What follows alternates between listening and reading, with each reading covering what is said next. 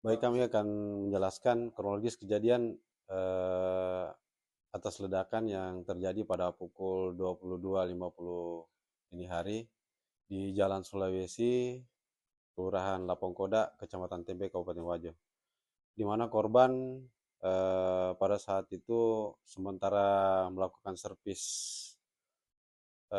kulkas, kemudian melakukan pengisian freon. Di saat melakukan pengisian freon, mungkin barangkali ada alat yang digunakan yang kurang safety sehingga terjadi ledakan. Ada berapa korban Pak dalam peristiwa ini?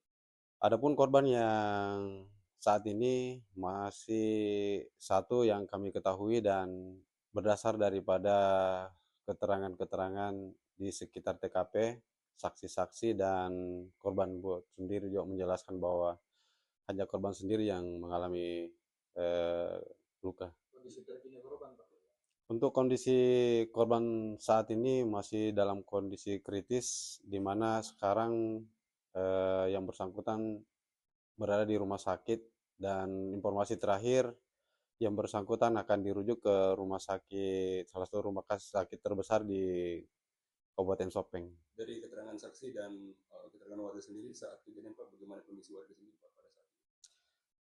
Kondisi warga pada saat terjadi ledakan umumnya pada kaget karena tidak biasanya mendengarkan ledakan demikian, mungkin sehingga panik sampai menginformasikan kepada kami bahwa telah terjadi insiden ledakan di Jalan Sulawesi, di salah satu rumah eh, tukang servis tukang servis kulkas demikian. Upaya upaya yang dilakukan Pak pihak kepolisian terkait dengan kagetnya warga dengan adanya suara ledakan yang menggegerkan ini, gimana Pak upaya yang dilakukan dari pihak kepolisian resort dari Polsek Tembe sendiri Pak?